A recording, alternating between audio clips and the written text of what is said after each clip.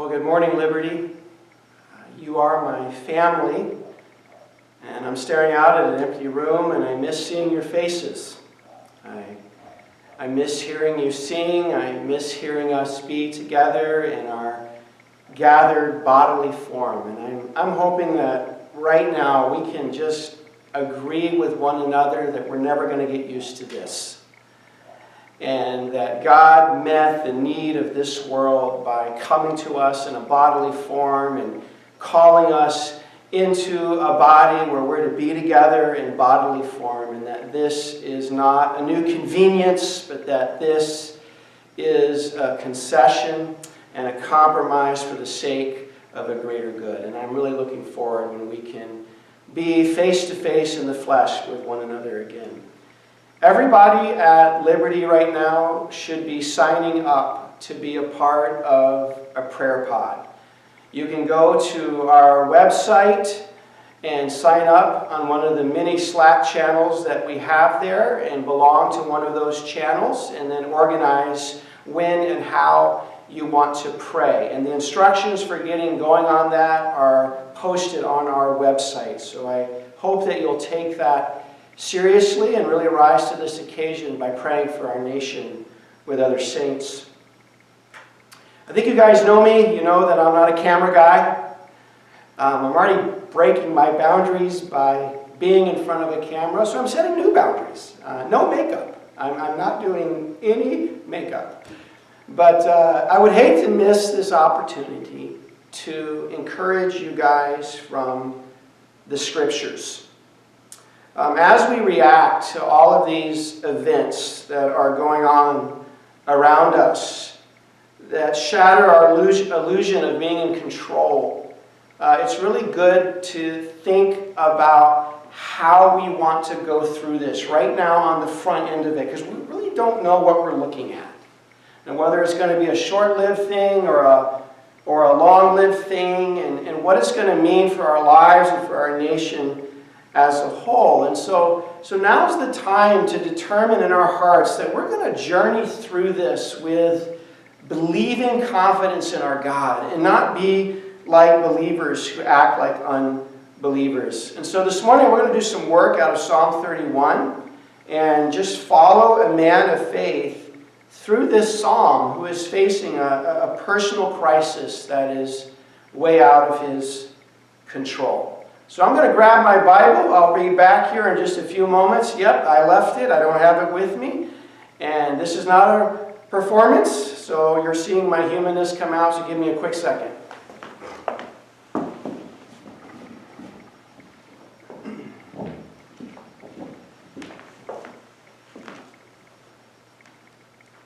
All right, I am back.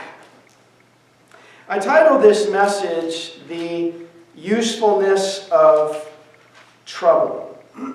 The psalm is written by David, but there's no superscript telling us the exact historical situation. Nonetheless, it takes us into some very dark and disturbing circumstances that he faced, and how he was working that out in his own soul's relationship with God. You know, and you can look at little bits and fragments of this psalm, like plots to take my life, or forgotten like one who is dead, or terror on every side, or friends running away from me, or whatever. Like that's not the language of an easy life, but someone who is on the verge of being wrecked by the wrongdoing of others. And so rather than play detective and try to go back and fish around for the exact historical scenario, what I want to do is just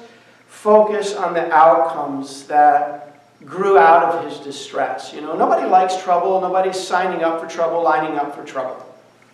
Trouble to us just feels like a big stinking pile of manure that we have to go wading through. And we don't want to have to wade through it. And now we do. But big stinking piles of manure, they make really good fertilizer for good things to grow. And so we're going to look at that. What was growing and arising out of his trouble. And I think the most obvious one to any reader is trust. You know, trouble gives us a chance to take our trust to the next level with God. And we see David doing that. We see David running to God with his trust when trouble touches his life. You know, he says things like, "In you, O Lord, do I take refuge," or "You are my rock," or "Into your hand I commit my spirit," or "I hate those who pay regard to worthless idols, but I trust in you, and my times are in your hand." Those are all different assertions of his trust. You know, and we can say, we can all say we trust in God. But some of us can really be building our lives on top of another foundation while we say that. And those crisis times have a way of exposing our true foundation. Especially when all of those other secondary supports, they get kicked out from under us. When human love fails us. When the money dries up. When my body betrays me and tells me I'm not invincible. When all of the conveniences that I'm used to that empower my efficiency and productivity are suddenly not there. Like, then our trust gets to go out on a limb with God a little bit and be put on the line some. You know, 1 Peter chapter 1, verse 6 and 7, and you can look that up, it tells us that sometimes God counts it necessary to test our faith with trouble so that our faith can really result, he says, in praise and honor and glory for you at the revelation of Jesus Christ. And so we see a couple of ways that David is putting his trust on display. One of those ways is that he's just throwing himself onto God in prayer. I mean, trouble can be of great value to prayer and provoke a whole lot more praying. And that's not always a bad thing if it gets us to engage God a little more intensely with some prayerful reliance and desperation for Him.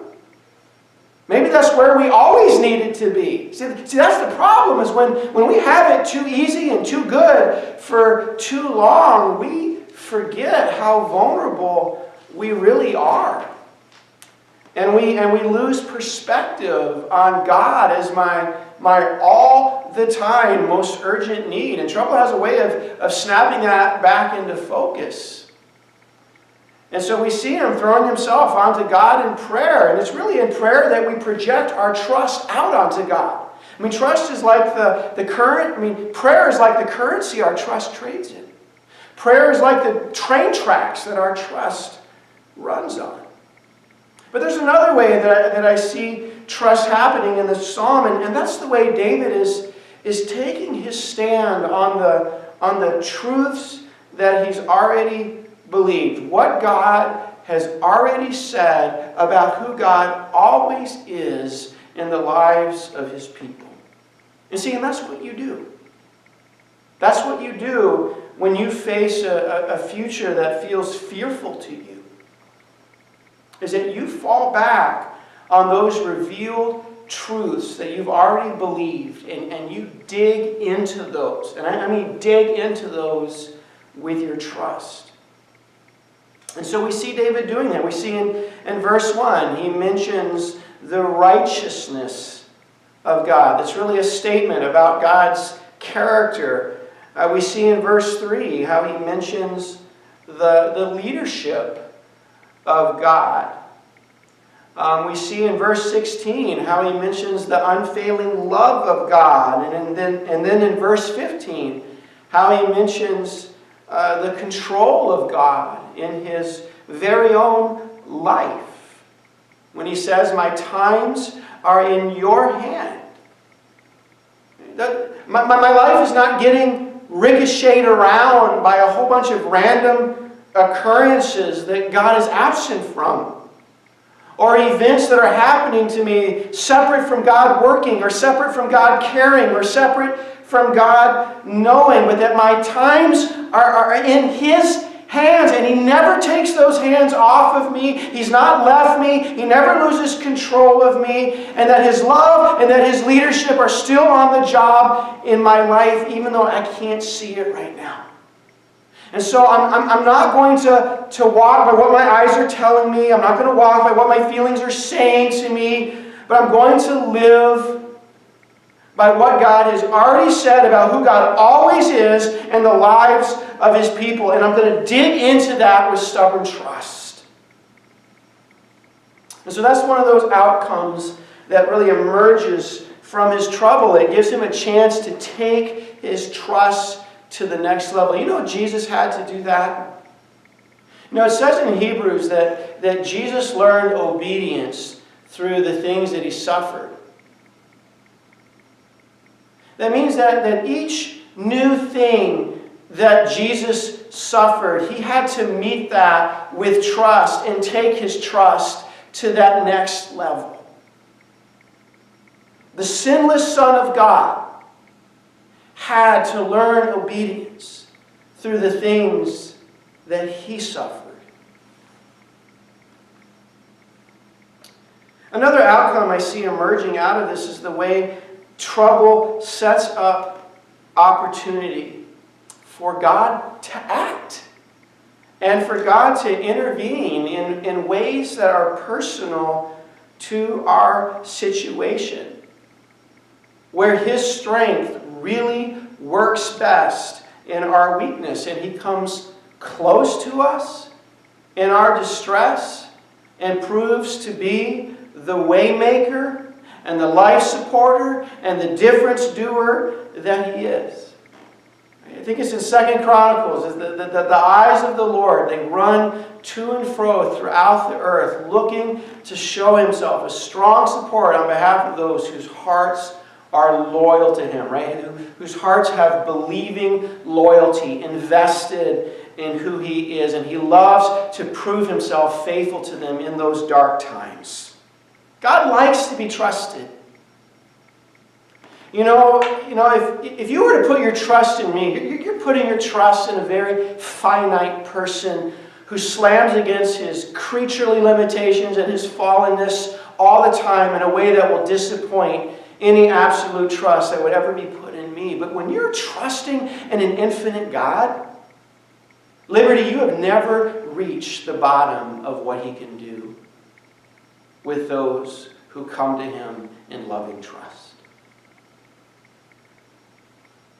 You know, sometimes we pray, God, I want more of You in my life. Have you ever prayed that? I've prayed that. God, I want more of You. I want more God. I want more God poured into my life. It's a great prayer. So where do we go to get more God in our life? Well, where do you go to watch whales? You want to go see a whale? Where do you go to watch a whale? You go to Wisconsin? Do you go to Lake Sakakawea? Where do you go? No, you go to Maine. Or you go to Oregon, or you go to Nova Scotia to see a whale. So where do you go to get more God in your life, or to see more of God in your life? Well, you go through difficult times. That's where you go. And you reach a place where you're okay with God sending you into difficult things that force you to face your fears, and at the same time set up opportunity for Him to show Himself a strong support on your behalf. You know, we all like the sound of resurrection, right? Doesn't resurrection sound wonderful? I mean, that's God's power. That's demonstrable displays of the supernatural, and it's exciting. Yeah, I'm all about this God of resurrection. But what we forget is that resurrection follows crucifixion, and without crucifixion there is no resurrection. So if we want more of this God of resurrection in our life, and we want to see more of the risen life of Jesus big in us and obvious to us and visible in us, then we have to be at peace with some crucified circumstances. Because resurrection follows crucifixion. And trouble just sets that up, and it sets the stage for you to have a living experience with the living God. Not to know that He's faithful because someone else said so, or you read it from somewhere, or He's rumored, but to know His faithfulness because you had a living experience with the living God. Now the third outcome that emerges out of David's trouble is the natural corollary to God working. And that's us worshiping. That's us worshiping. Right? When God does things in the here and now in a way that's faith-strengthening to us, or unforgettable to us, or meaningful to us, it produces a fresh outburst of praise. And I see that going on there in verse 21. He says, "Blessed be the Lord." And in verse 19, "Oh, how abundant is your goodness." And in verse 7, "I will rejoice and be glad in your steadfast love." Right? This is hot off the press praise. Right? A new wave of worship rising up from his mouth. He put a new song in my mouth. That kind of praise. See, what is it that you see right now? What is it that you see right now? You know, you're hearing leaders talk about, how we're staring into the abyss. Or maybe what you see is fear, or you see joblessness, or where's provision going to come from, and how long is my life going to be on hold, and am I going to be able to get back to the plan that I was working, or is that plan over for good and I'm going to have to reinvent myself and go through all the expense and uncertainty of reinventing myself, right? And that's what we see. But what if God sees a great wave of thanksgiving and worship rising up to Him as heaven multiplies all of these God sightings in the midst of the chaos and the craziness? As we throw ourselves onto Him in prayerful dependence and in prayerful desperation. And that naturally bridges right into the final and fourth outcome that emerges out of this psalm. And it's right there in verse 23 and verse 24. You now have a testimony on your tongue of God's faithfulness to you to encourage other saints with. Love the Lord, all you His saints. The Lord preserves the faithful, but abundantly repays the one who acts in pride. Be strong. Let your heart take courage, all you who wait for the Lord. See, because David goes on to tell the rest of the story in verse 22 when he says, "I said in my alarm, I'm cut off from your sight, but you heard the voice of my pleas for mercy when I cried to you for help."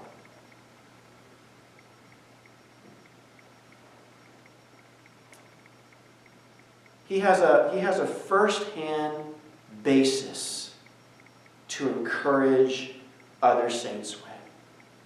There was grace from God that got me through this, and so there's going to be grace from God to get you through this.